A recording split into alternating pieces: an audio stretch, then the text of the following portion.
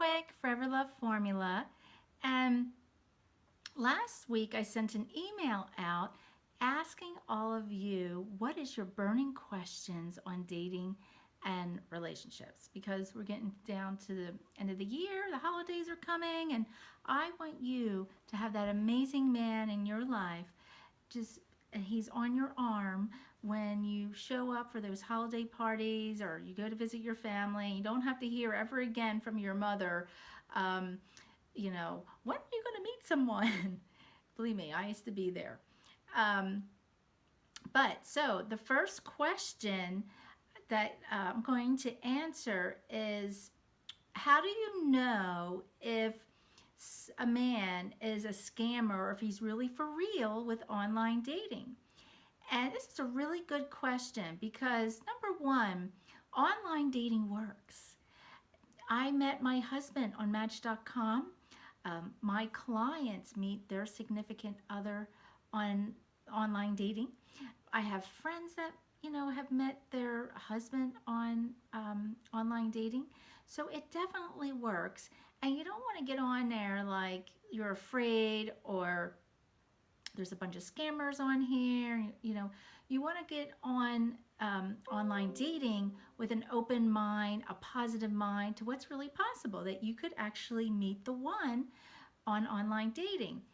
And of course, you want to be precautious, just like in any other area, that you could meet men. Like if you met someone in the park or at a bar or at Starbucks, you still want to even be precautious there.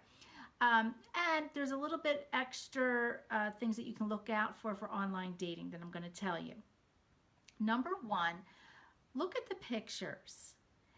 No, do they look like they're too good to be true? Like it just came out like he's some model from GQ magazine? That's a red flag. You don't want to. Plus, you don't want to go out with that nice looking man anyway. They're always, you know, the players.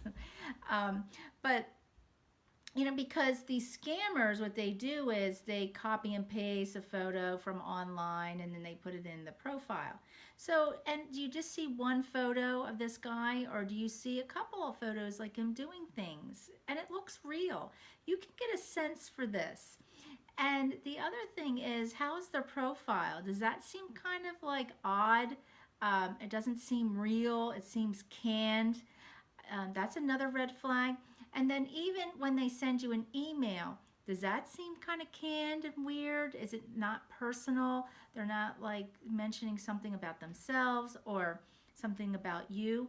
So they're red flags. Now it doesn't necessarily mean that that man's a scammer, but these are the things that you're looking out for. And one of the things I want you to be is an observer and curious. I'm just observing and I'm curious.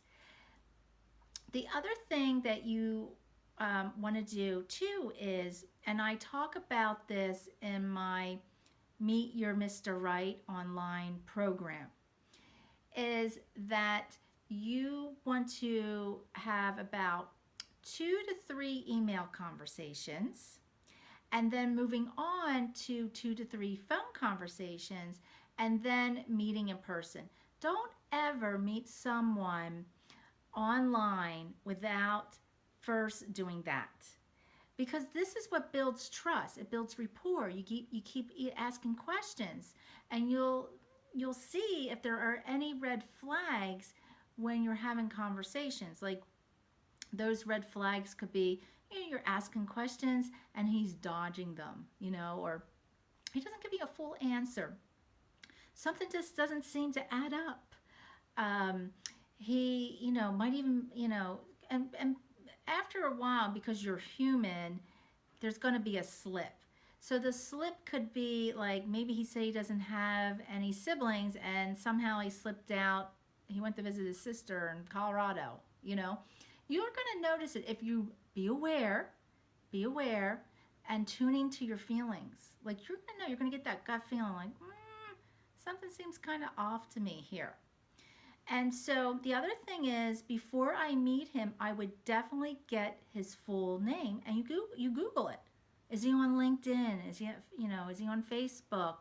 And And there's even programs out there that you can buy that will look his name up and give you a little background check. So you have that option too. Um, Let me just look over my notes a little bit here. And of course, meet him in a designated area for, however long it takes for you to feel comfortable. Don't give out your address. You can give out your name because you're asking for his, but don't, give your address.